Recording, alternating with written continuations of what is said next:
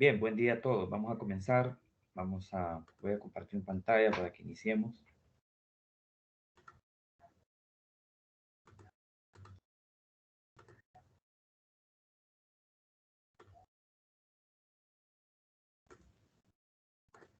Bien, siempre empecemos corroborando el video y el audio, por favor.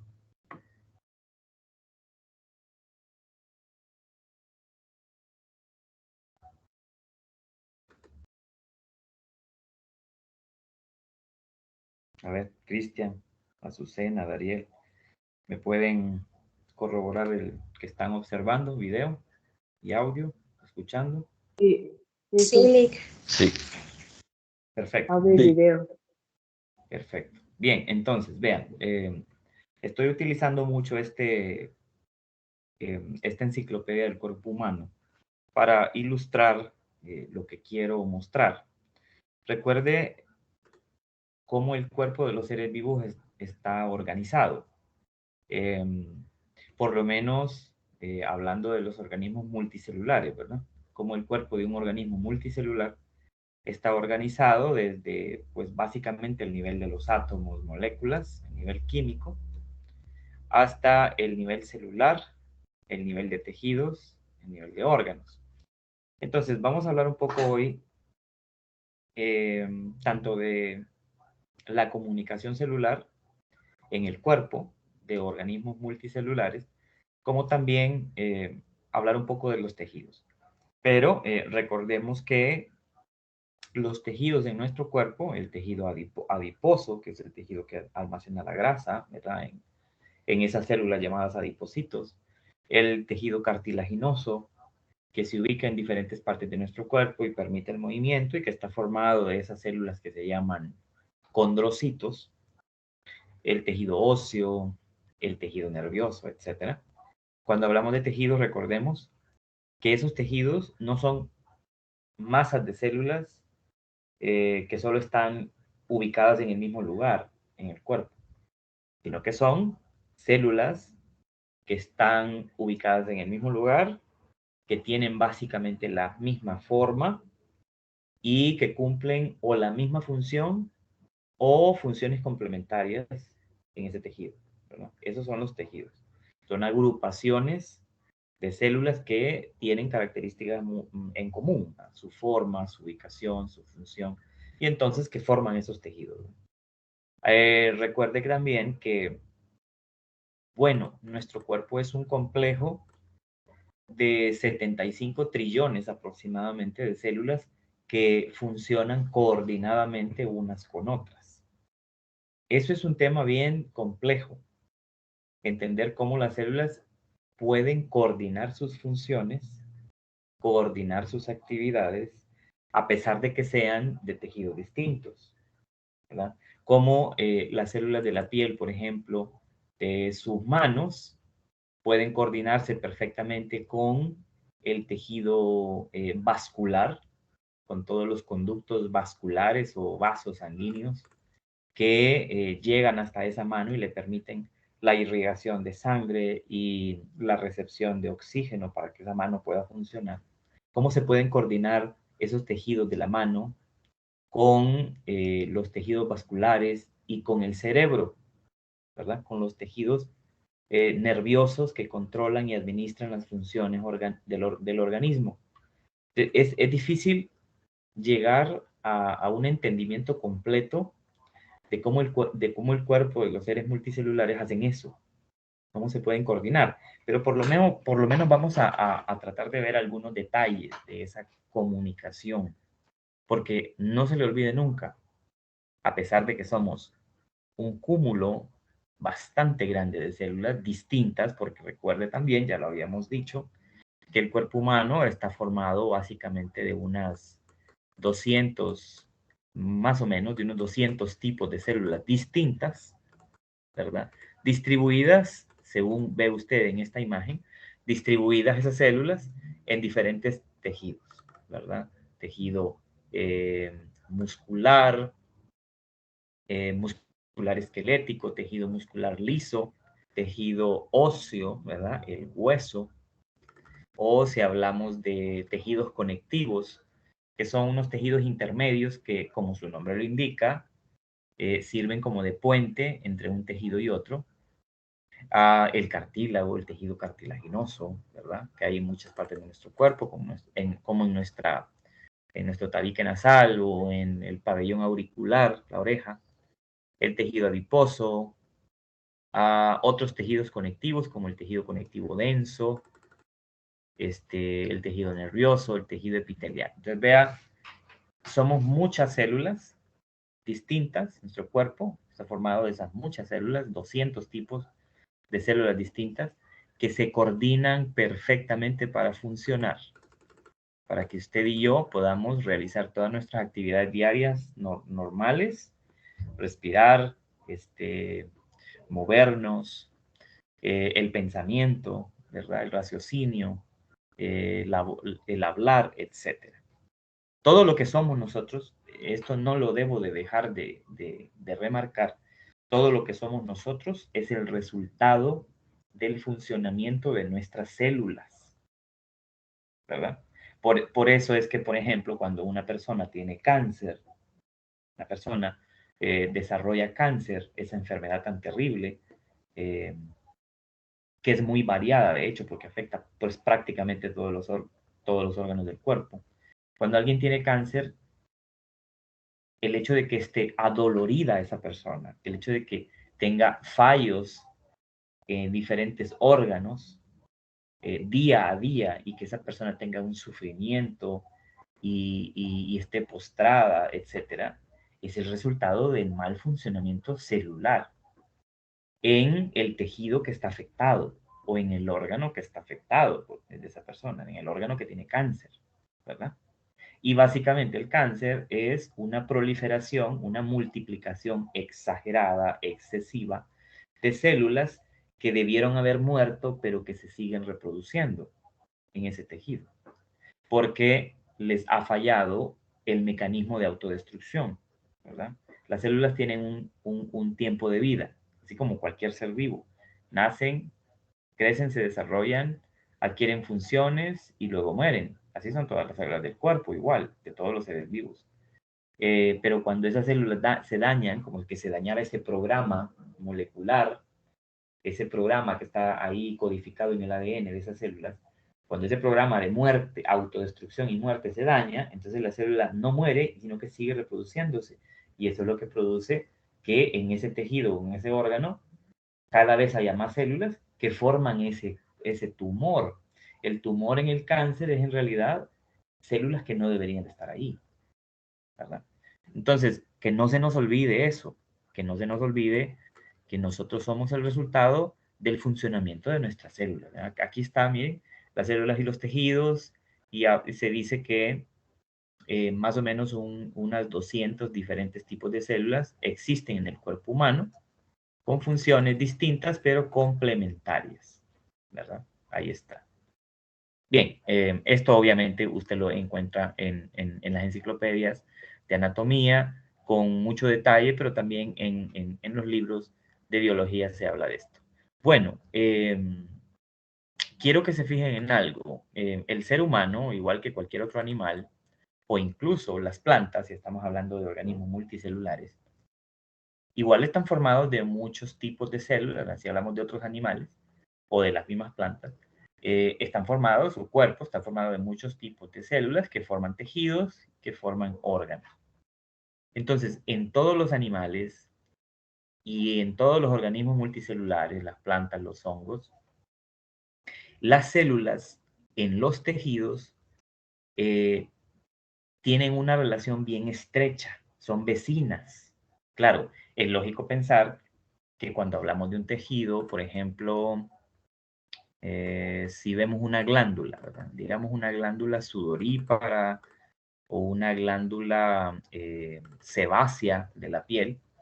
Entonces, lo que observamos en una glándula, por ejemplo, aquí en esta imagen que les estoy mostrando, digamos una glándula sudorípara. ¿De qué está formada una glándula sudorípara? Células de la piel. Estoy haciéndolo un poquito más grande aquí Todos estos puntitos que ve usted ahí son los núcleos o representan los núcleos de una célula. Entonces vea que una glándula, que es un tejido glandular, es un órgano, mejor dicho, es un órgano. Mire de qué está formado. Células. Y esas células surge una pregunta. ¿Esas células se comunican entre sí? ¿Esas células están aisladas unas de otras? ¿O debe haber una relación muy estrecha entre ellas para que ese tejido o ese órgano pueda funcionar, pueda realizar la función que corresponde? La respuesta es obvia, ¿verdad? Por supuesto que tienen que comunicarse. Y no se comunican como usted y como yo, a través de mensajes articulados por una boca y con palabras. Obviamente que no, sino que lo hacen a nivel químico y a nivel eléctrico. Así es como se comunican las células. Básicamente es comunicación química y en algunos casos una comunicación electroquímica, en algunos casos. Entonces, si, si vamos a hablar de la forma como están unidas las células unas con otras dentro del tejido y cómo se comunican, entonces podríamos hablar de las uniones celulares, ¿no? Cómo es que realmente se unen las células. No es una cosa compleja, fíjense, es una cosa algo simple, bastante simple, de hecho.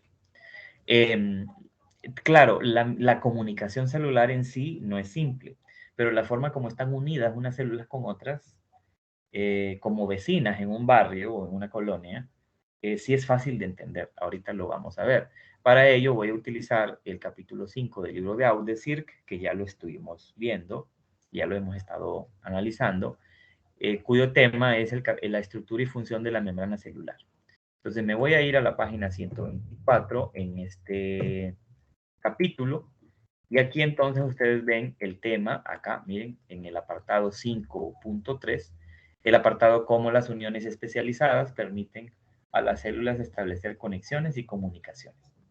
Bueno, en primer lugar, hay que saber una cosa.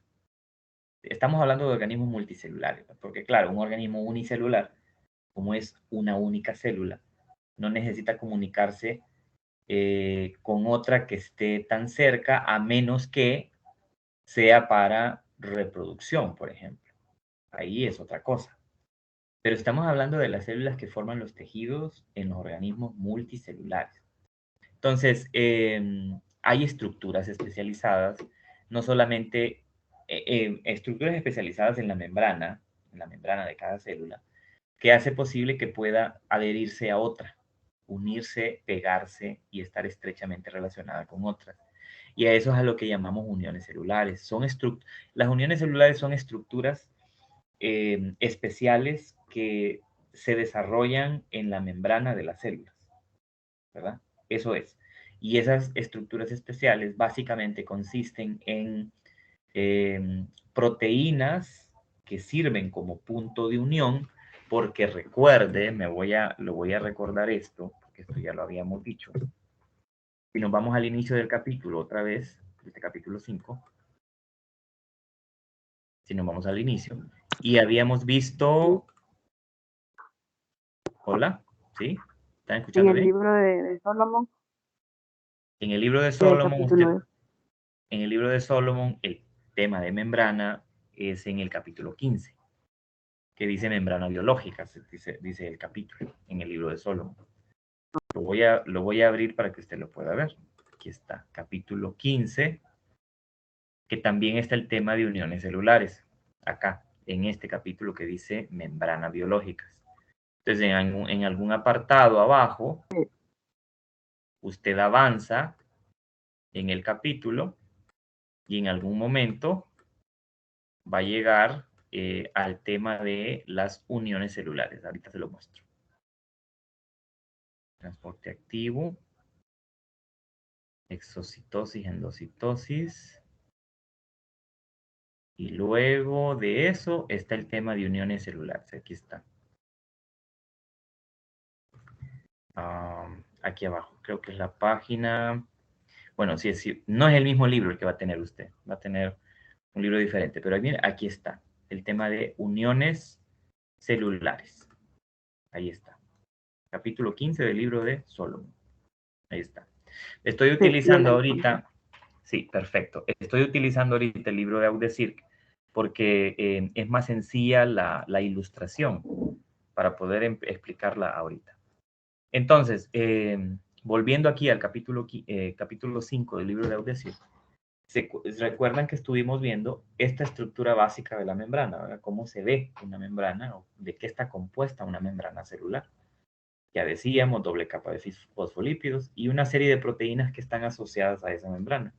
Pues recuerde que entre uno de los tipos de proteínas que formaban parte o que estaban dentro de la membrana celular estaban las proteínas de unión, esta que está acá, ¿bien? Proteínas de unión. Y si usted se fija, esas proteínas de unión atraviesan completamente la membrana, o sea que son proteínas transmembrana.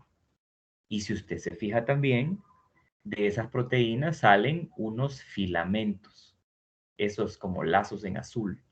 Esos filamentos son igualmente proteínas que sirven precisamente para lo que estamos viendo ahorita, para unirse a otras células de tal manera que esas células permanezcan juntas. Entonces, entre una célula y otra se establecen rutas por las que estas células vecinas se comunican y dependiendo de qué organismo vivo estemos hablando y de qué célula, célula de qué tejido, vamos a encontrar 4 formas de conexión intercelular, ¿verdad? Esa comunicación entre una célula y otra. Hay 4 tipos de uniones celulares. Por un lado están los desmosomas, aquí dice el primer nombre, desmosomas, ¿verdad? Vamos a remarcarlo en amarillo, este término. Están los desmosomas, este es un tipo de unión celular que se va a encontrar en algunas células dependiendo del tejido del que estemos hablando o dependiendo del mismo organismo del que estemos hablando. También vamos a hablar de uniones estrechas, este es otro tipo, el segundo tipo. Se llaman uniones estrechas o uniones herméticas, así se llama. Ese es el segundo tipo. Ahora, si nos vamos al siguiente tipo, se llaman uniones en hendidura o gap. Ese es el tercer tipo de unión o de conexión intercelular. Inter, recuerde, quiere decir entre células. Y el último tipo de conexión intercelular son los plasmodesmos. Entonces, como usted puede ver ahí, hay 4 tipos de uniones o hay 4 formas distintas en cómo las células en un tejido se pueden unir y comunicar unas con otras. Bueno, vamos a hablar de los desmosomas. Básicamente, la mayoría o la totalidad de los animales, ¿ah? De todos los organismos que están en el reino animal, van a contener en sus células desmosomas. Y por ejemplo, para que podamos entender bien ese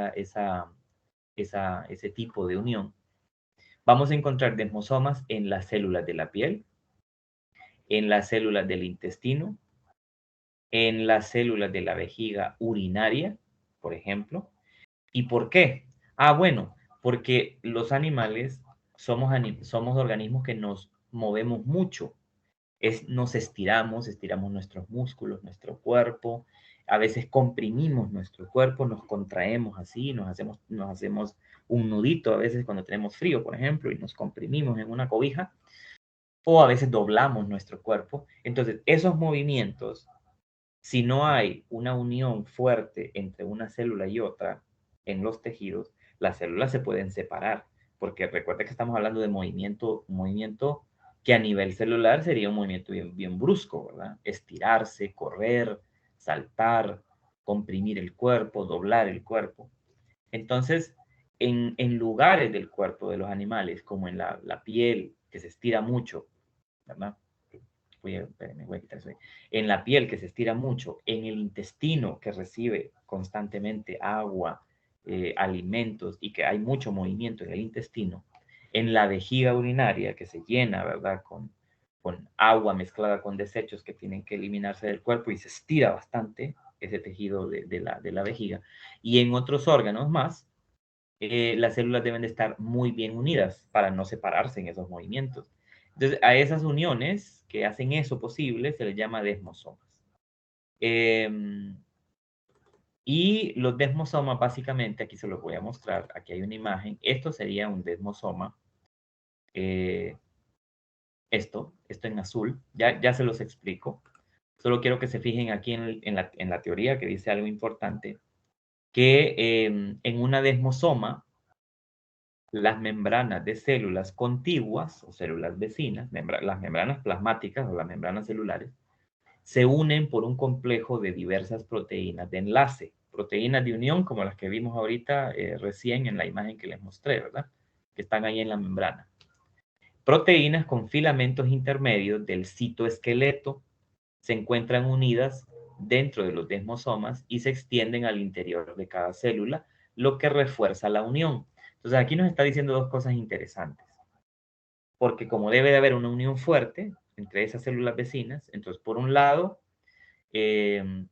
existen proteínas de unión en la membrana de cada célula que se va a unir con la otra proteína de la otra célula para poder estar ahí cerquita y bien fuertemente unida. Pero además de eso, en ese punto llamado desmosoma, hay también proteínas con filamentos intermedios del citoesqueleto que refuerzan la unión. Entonces, veamos acá el ejemplo. Aquí en este ejemplo A, estamos viendo un desmosoma. Entonces, aquí lo que se está ejemplificando es que en el intestino nuestro, en el intestino delgado, las células intestinales se unen unas con otras. Lo voy a hacer un poco más grande. Mire. Aquí está representada una célula y otra, ¿va? Del intestino delgado. Y la anatomía que tienen esas células. Entonces, aquí se ilustra, por ejemplo, un desmosoma entre una célula intestinal y otra. Y si usted se fija, aquí está como ampliado ese desmosoma y usted observa esto. Estas como placas en color beige sería la membrana celular de una célula y esta otra sería la membrana celular de la otra célula. Estos filamentos en azul, estas líneas en azul que usted ve ahí, son filamentos que forman parte de las proteínas de unión que hay en la membrana celular de cada una de esas células. Pero además de eso, usted puede ver aquí adentro el desmosoma, que sería esa red de filamentos intermedios del citoesqueleto que hace posible la unión y que refuerza la unión, de tal manera que esas células no se separen. Entonces, como dice acá, en los desmosomas, filamentos de proteínas mantienen unidas a las células. Usted podrá preguntarse, pero ¿y eso de filamentos intermedios del citoesqueleto qué es? Bueno, recuerde esto, ya lo vimos en la presentación sobre las células. Mire, el citoesqueleto es una parte de la estructura celular. Es como un esqueleto realmente. Y ese esqueleto, ¿de qué está formado? De 3 diferentes tipos de proteínas que se presentan en una configuración estructural diferente. En el citoesqueleto celular, en células animales, por ejemplo, tenemos 3 tipos de varillas, digamos, de varillas de hierro, por decirlo de alguna manera, que ayudan a formar la estructura de ese esqueleto celular. Están los microfilamentos, están los filamentos intermedios, que nos acaba de hablar el libro, para los desmosomas, y los microtúbulos. Y esos filamentos intermedios, microtúbulos, esos son como varillas de hierro que forman la estructura del esqueleto de una célula, ¿verdad? Que le dan esa rigidez, esa forma que tiene, etcétera, y que están distribuidos por todo el cuerpo de la célula y que son proteínas. Y más adelante en un cuadro en donde se habla de las características de esos tubos de construcción o de esas varillas de construcción proteica del citoesqueleto, aquí se habla de los filamentos intermedios como parte de ese andamiaje estructural de la célula. Entonces, lo que quiero decir con esto, volviendo otra vez acá al libro, es que realmente los desmosomas son como grapas, como que usted agarre una célula y la engrape con otra, de tal manera que no se puedan separar. Pues mire cómo está bien en un entramado, un entramado de varillas, un entramado de proteínas que hacen imposible que se vaya a separar. Bien, el otro tipo de unión, esto acabamos de mencionar, estos desmosomas se encuentran en la mayoría de los animales, del cuerpo animal, en sitios o en órganos donde el movimiento del animal, el movimiento en sí, podría separar las células, pero no pasa porque están unidas a través de esos desmosomas. Bien, ahora, el otro tipo de unión es, por ejemplo, las uniones estrechas o uniones herméticas. Aquí se puede ver. Esto sería una unión estrecha o una unión hermética. Mire lo que dice acá.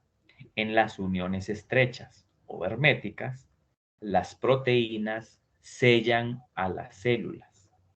Aquí se puede ver, mire la configuración de esas proteínas a lo largo de la membrana celular de una célula y de otra, y cómo se unen como pegamento esas proteínas para lograr la unión de esas células. O sea, observe aquí las células, por ejemplo, en la vejiga urinaria, en la vejiga, aquí está representada la vejiga urinaria de un animal, puede ser el hombre o puede ser otro animal.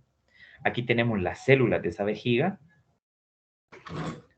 y luego vemos acá cómo están las uniones estrechas. ¿Por qué se llaman uniones estrechas? Bueno, mírelo usted aquí en esta representación. Porque están bien pegadas esas proteínas, bien pegadas. Unen la membrana con la otra, de la otra célula, la unen de forma estrecha, así como lo dice el texto. Mire lo que dice más abajo la teoría en el libro. Dice en el cuerpo, en relación a las uniones estrechas, en el cuerpo de los animales hay muchos tubos, muchos sacos que deben guardar su contenido sin perderlo. Por ejemplo, la vejiga. Si la vejiga se llegara a romper o el contenido de la vejiga urinaria en un animal se llegara a derramar porque se abren porque las células se separan y el tejido se separa, si eso llegara a ocurrir, ocurriría una infección en el cuerpo, una infección generalizada que podría causarle la muerte a ese animal. Entonces, lo que evita que esas células en esos lugares o en esos órganos donde hay ese contenido, por ejemplo, de fluido que debe de estar guardado ahí, lo que evita que haya fugas de ese órgano hacia el cuerpo, son esas uniones estrechas que permiten la adherencia de las membranas celulares y la unión de esas células, tal y como usted lo ve aquí en esta imagen. ¿Verdad? Muy bien, ahora pasemos con el otro grupo. El otro grupo de unión se llaman estructuras, hendiduras o gap, uniones de hendidura o uniones de gap, como las que se encuentran, como dice aquí, entre células, por ejemplo, en el hígado. Y estas uniones de hendidura o gap tienen canales intercelulares, o sea, entre una célula y otra, o forman un canal entre una célula y otra, que conectan el citoplasma de las células vecinas o de las células contiguas. Y aquí se puede ver una representación gráfica de eso que estamos hablando. En el hígado, una célula hepática con otra está unida a través de uniones de hendidura o uniones gap, que como usted puede ver en la imagen, esas proteínas que forman esas uniones de hendidura forman un canal. Mire, ahí está, ahí se puede ver el canal. Esta es la membrana plasmática de una célula con sus proteínas de unión y esta es la membrana de la célula vecina que también en la superficie de su membrana tiene esas proteínas de unión. Y cuando se unen esas proteínas, forman un canal. Esto es bien interesante porque si se fijaron en los desmosomas y en las uniones estrechas, en ellas no se formaban canales. Pero aquí sí, porque una de las principales funciones, aparte de el unir una célula con otra, aparte de eso, una de las principales funciones de las uniones en gap es la comunicación intercelular. Es decir, que a través de esos canales fluyen señales químicas entre una célula y otra. O sea, hay un intercambio de señales químicas. Entonces vemos que aquí hay una función distinta, ¿verdad? De las anteriores. No solamente unir, sino también comunicar. Entonces, en las uniones en hendidura o gap, las proteínas de canal conectan, mire que dice proteínas de canal, porque forman un canal. Son proteínas de unión, pero también se les puede llamar proteínas de canal, en este caso porque forman un canalito a través del cual puede haber movimiento de mensajes químicos como movimiento de enzimas o hormonas, por ejemplo, que conectan el interior de células contiguas, células vecinas. Ahí está. Interesante, ¿verdad? Porque es una estructura muy simple a través de la cual pasa un mensaje químico que envía una señal a una célula o a otra. Y de esa manera hay comunicación entre las células. El último tipo de uniones no se encuentra en el cuerpo de los animales, sino que se encuentra en el cuerpo de las plantas. En las plantas, las células vegetales, como usted puede ver aquí la representación de dos células vegetales, recuerde que las células vegetales tienen pared celular. Esto que se mira en color beige, aquí, no es la membrana, es la pared celular. Claro que la membrana está pegada a la pared, claro, porque igual las células vegetales tienen membrana celular y después de la membrana celular viene una estructura dura de celulosa que se llama pared celular. Entonces observe que los plasmodesmos, que solo se encuentran en plantas, en células vegetales, por ejemplo aquí en células de la raíz de la planta, vea usted acá las células radiculares, entonces ve usted que los plasmodesmos son como poros, en realidad. Son como poros que igual forman un canal. Entonces dice acá en los plasmodesmos, canales revestidos de membrana conectan el interior de las células contiguas o de las células vecinas. Se vea que aquí también el plasmodesmo sirve para unir la pared de una célula con la pared de la otra célula y las membranas, por supuesto, porque realmente ese plasmodesmo se origina en la membrana. Lo que pasa es que atraviesa la pared celular y luego forma esta unión y este canal de comunicación también, ¿verdad? Entonces, aquí tenemos estos ejemplos de estas estructuras, estos canales o estos poros, a través de los cuales las células se pueden comunicar. Entonces ya con eso tenemos una idea un poco más clara de lo que son las uniones celulares y por qué tiene que haber unión celular. Y obviamente comunicación celular, porque no sirve de nada que una célula esté unida a otra si en realidad no va a tener una comunicación con esa otra célula. Entonces, si no, no funcionarían los tejidos. Entonces, si nos vamos a hablar de los tejidos ya en sí, vamos a empezar hoy con el tema de los tejidos vegetales. Entonces, una planta, así como un animal, me voy a mover aquí. Este es el libro de Solomon. Aquí no voy a usar ahorita el libro de Audecir. Si ustedes se fijan, trato de usar los dos para que ustedes vean que en los dos usted puede estudiar el mismo tema. Aquí en el capítulo 16, en mi libro, pero en realidad usted tendría que buscarlo por el nombre del capítulo. Estructura, crecimiento y desarrollo vegetal. Ahí es donde usted va a encontrar cómo está formada una planta en relación a los tejidos que tiene, a los tipos de células que forman su cuerpo celular y los tejidos que se forman de esa célula. Entonces, aquí lo que vamos a ver es que nosotros vemos una planta por fuera y lo que vemos es, bueno, lo que comúnmente vemos en una planta es el tallo, vemos las ramas o o los brotes, las hojas, y si es una planta con flor y fruto, pues muchas veces vemos la flor o la flor y el fruto. Pero no solemos ver la raíz, ¿verdad? Que también está ahí, pero está subterránea. No podemos observarla porque está enterrada. Entonces, cuando estudiamos histológicamente, porque la ciencia o la rama de la biología que estudia los tejidos que forman el cuerpo de un ser vivo se llama histología. Entonces, cuando histológicamente queremos analizar el cuerpo de una planta, de cualquier ser vivo, pero en este caso de una planta, tenemos que hablar de los tejidos que forman ese cuerpo. Y tanto los tejidos que están en el sistema radicular, comúnmente en biología no le llamamos solamente raíz, sino que le llamamos sistema radicular porque es complejo, es una estructura bien compleja la raíz. Y también analizamos el sistema de brotes. En biología solemos llamar al tallo junto con las hojas, las ramas, las flores, los frutos, etcétera. Solemos llamarlo sistema de brotes, porque como vamos a ver en un momento, esas ramas, esas hojas, esas flores, esos frutos son brotes que salen de el tallo, ¿verdad? Bien, entonces, si vemos una planta por fuera, la vamos a ver así, lo que estamos acostumbrados a ver. Ahora miremosla por dentro. Miremosla por dentro, pero en un esquema muy simple, ¿verdad? Ahorita se lo voy a ampliar. Aquí lo que vamos a ver es a diferentes alturas de la planta, vamos a ver qué tejidos existen ahí.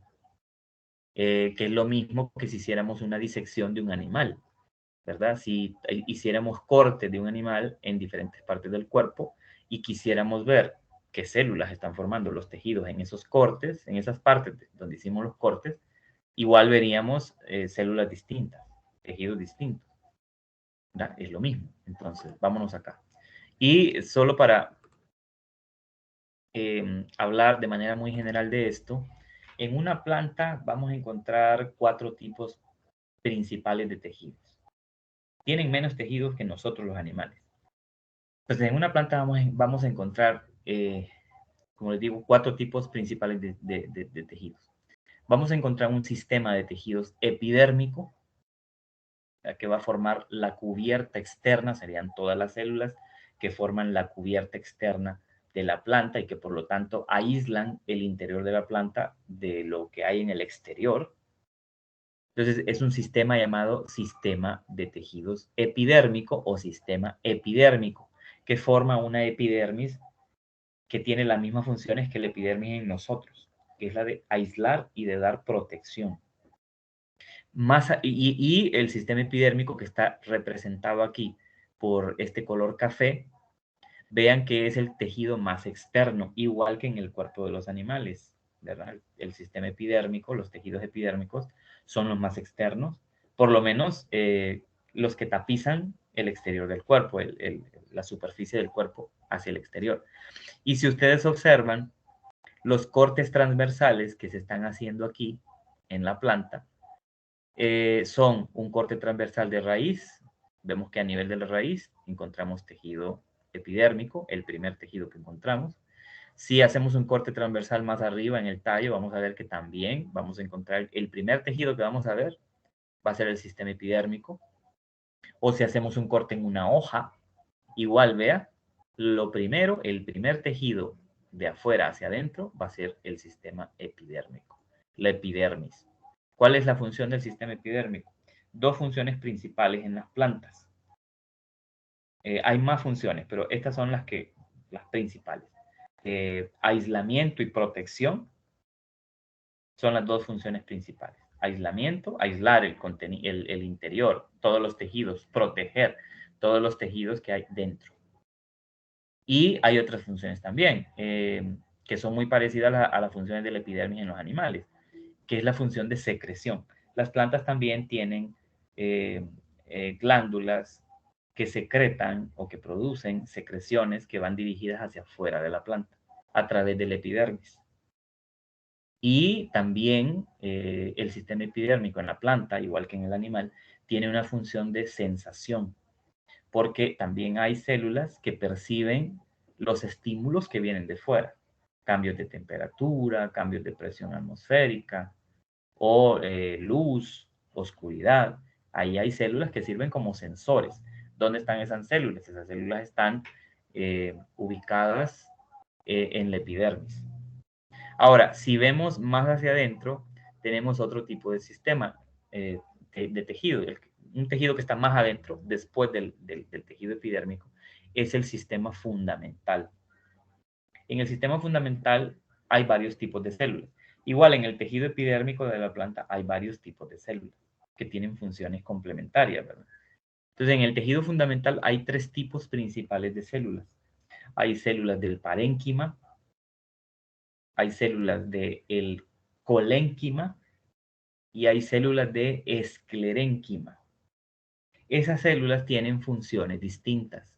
De hecho, si usted se va más abajito en el libro, acá, usted va a encontrar, si lo vamos a hacer un poquito más grande, aquí, mire, dice sistema fundamental, en este cuadro que hace un resumen de esas funciones, de esas células y tejidos. Vea que dice sistema fundamental y dice tejido, parénquima, colénquima, esclerénquima. Son tejidos distintos que forman ese sistema fundamental. Y tienen funciones diferentes. El parénquima está formado por células parenquimatosas que tienen una función de almacenamiento, secreción, fotosíntesis. Es ahí donde se llevan a cabo la fotosíntesis, en las células del parénquima. En el parénquima también es donde se almacena el azúcar que las plantas producen. Cuando usted se come una papa, usted pela una papa, la compra en el supermercado, en el mercado, la pela, le quita la cascarita y toda esa carne blanca o beige que ve usted de la papa, eso es parénquima. En gran parte, no solamente parénquima, hay también esclerénquima y colénquima ahí, pero gran parte de esa parte que usted se come de la papa es células del parénquima. ¿Y qué función tienen? Almacenamiento. ¿Qué almacenan? Azúcar. Recuerde que en las plantas se almacena el azúcar en forma de almidón. Entonces, básicamente, lo que esas células del parénquima almacenan ahí en esa papa, en ese tubérculo, es almidón, que usted al comérselo lo va a poder digerir y va a obtener azúcar, que igual sus células necesitan. También dice acá, hay una función de secreción, después lo vamos a ver, y de fotosíntesis, como les acabo de ver.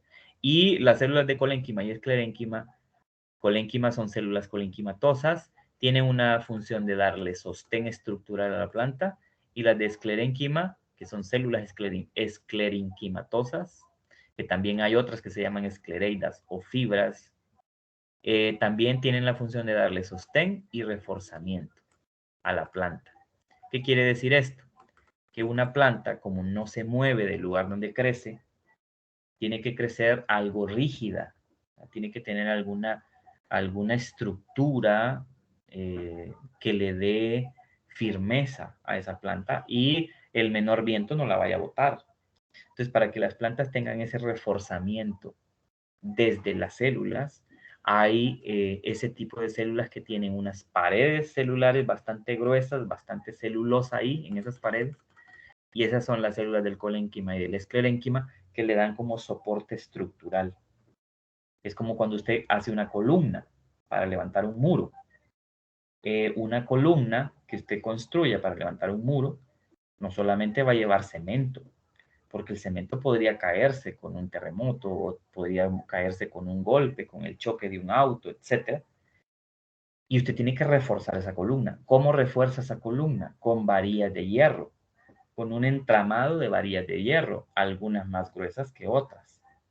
Pues eso básicamente sería la función del colénquima y el esclerénquima. Son células que poseen una pared celular con celulosa, que son paredes gruesas y que sirven como varillas de hierro para darle soporte a esa estructura larga que sería el tallo de la planta y que soporte también el peso de las ramas, de los frutos que hay en esa planta. Esa es la función, sostén y reforzamiento estructural. Y ese es el parénquima. Dicho de una manera muy simple, y mire que también parénquima lo vamos a encontrar en toda la planta, en la raíz, en el tallo, en la hoja. Vean, ahí hay sistema fundamental. Luego tenemos el sistema vascular. Bueno, todo ser vivo multicelular tiene que tener un sistema de conductos internos por donde fluye el agua, los nutrientes, los desechos, los gases, las hormonas, etc. Y ese es un sistema de vasos conductores. Entonces, este sistema vascular en plantas está formado por lo que conocemos como el tejido llamado xilema y el tejido llamado floema. Floema y xilema serían en conjunto el sistema vascular de las plantas. Vean que hay muchos tipos de células de xilema y de floema, muchos tipos distintos de células, porque recuerde, en los tejidos vamos a encontrar diferentes células, no las mismas. Pueden haber varios tipos de células en un mismo tejido y todas ellas cumplen funciones complementarias.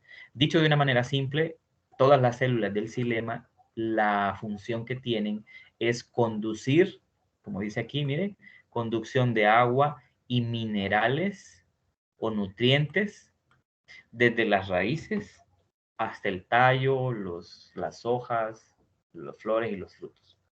Eso es lo que hace el xilema. Transporta agua mezclada, obviamente, con minerales o con elementos nutritivos, con alimentos, que van a ser llevados desde las raíces hasta el tallo y a todos los brotes de la planta. Y a esta agua que está mezclada con estos minerales, que dicho sea de paso, esto es bien importante, los minerales que se transportan o los nutrientes que se transportan desde el suelo a través de las raíces hasta arriba, al tallo de la planta por el xilema, es conocido como savia bruta. ¿Por qué se le dice savia bruta? Porque no hay ningún elemento que haya sido transformado químicamente todavía por la planta y que vaya distribuido en esos vasos del xilema. Porque recuerde una cosa, la planta obtiene agua y todos los nutrientes que ocupa para vivir del suelo y los toma así como los encuentra, sin ningún tipo de proceso químico. O sea, es como nosotros. Nosotros, si nos alimentamos, tomamos el alimento preparado, pero no digerido. Tiene que entrar a nuestro cuerpo para poderse digerir y obtener de ese alimento lo que ocupamos y desechar lo demás. Lo mismo hace la planta. Obtiene lo que necesita del suelo a través de las raíces, junto con el agua, y eso que ingirió todavía no ha sido digerido, solo lo ingiere, pero no lo digiere todavía. Entonces, por el hecho de que lo que va en esa agua mezclada es alimentos, digamos, en bruto o elementos en bruto que no han sido metabolizados por las células de la planta, es por eso que se le llama savia no elaborada o savia bruta. Ahora, ¿qué pasa con el floema? El floema es lo contrario. El floema conduce agua, claro que sí, pero con todos aquellos alimentos ya digeridos o con todos aquellos elementos que entraron a la planta, pero después de un proceso ya químico.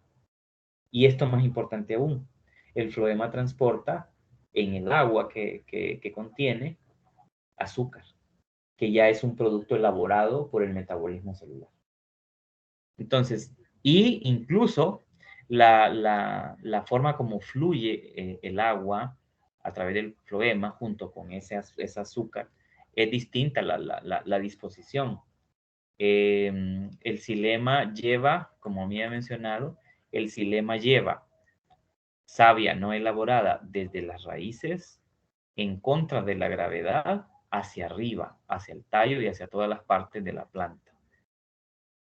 Esa agua llega a las hojas y en las hojas, junto con los nutrientes que lleva, se lleva a cabo la fotosíntesis.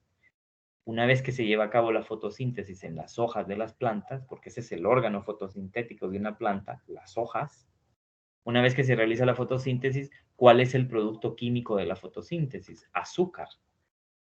Entonces ahora el azúcar tiene que ser llevado de las hojas donde se ha producido hacia todas las partes de la planta. Entonces el floema es quien lleva esa savia ahora elaborada, se llama savia elaborada la que transporta la planta, el floema, desde las hojas, por el tallo, hasta todas partes de la planta, incluso hasta la raíz. Entonces, mire que la posición en la que llevan ese material es distinto también.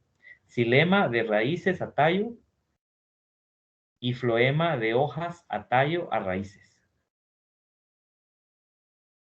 Y luego, aquí está el sistema epidérmico. Luego les mencionaba un cuarto tipo de tejido que no se ve aquí en este cuadro, pero es el tejido, bueno, aquí se lo menciona, porque está ubicado en la epidermis, pero es otro tipo de tejido.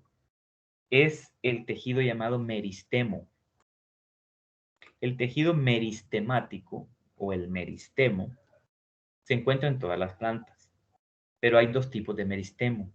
Hay un meristemo primario y hay un meristemo secundario.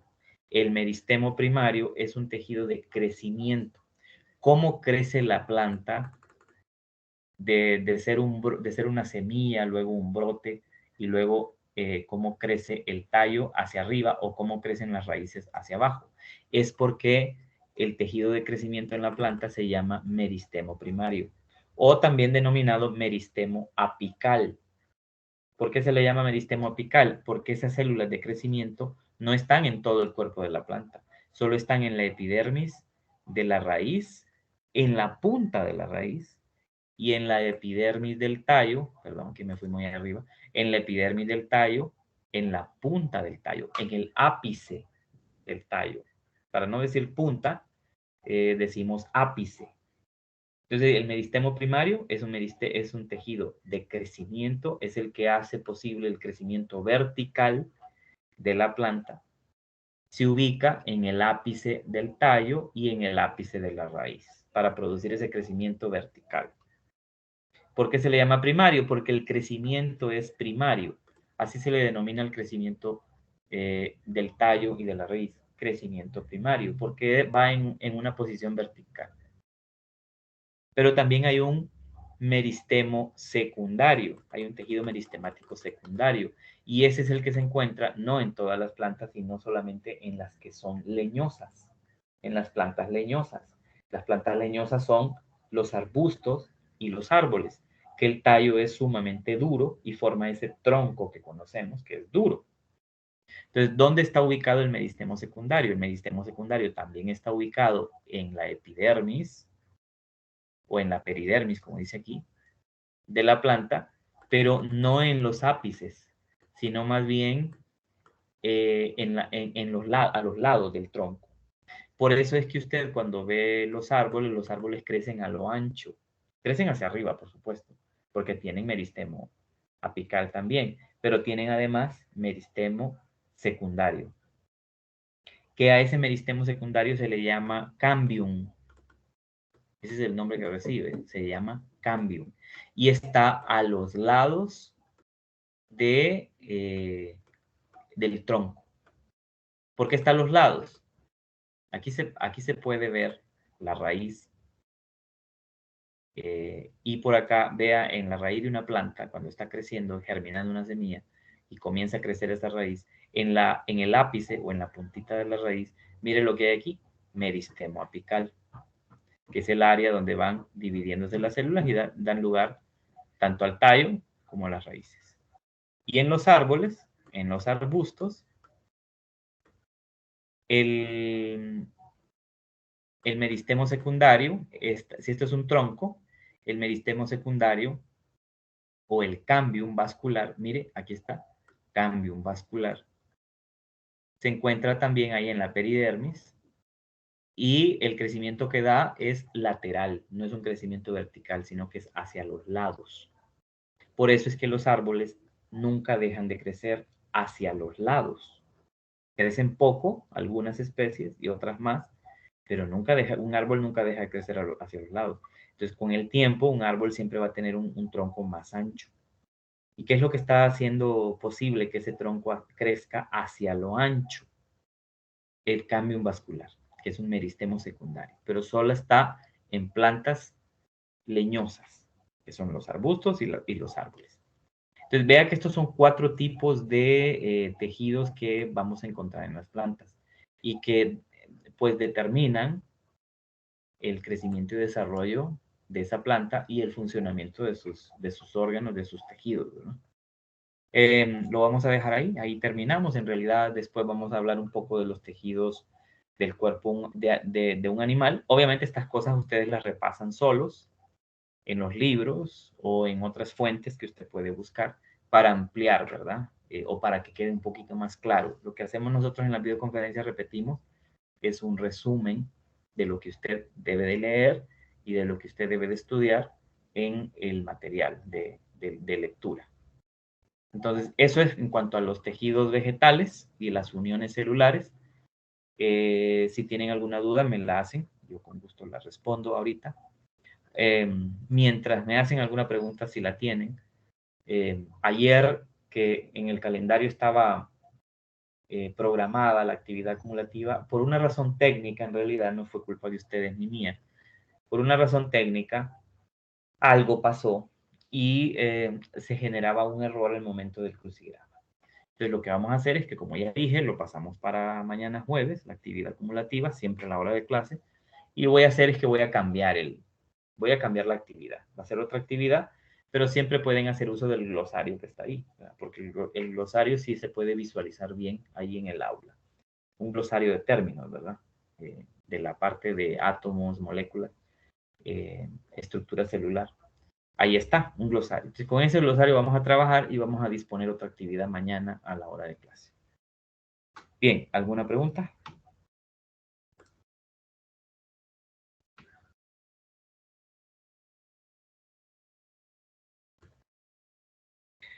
Ok, si no hay preguntas, entonces mañana, actividad acumulativa a las 11 y cualquier anuncio que les haga pendientes ahí en el chat. Que tengan buena tarde, buen provecho. Gracias, Lick. Gracias, Lick, igual. Gracias. Adiós, Lick. Gracias, hasta luego, buenas tardes.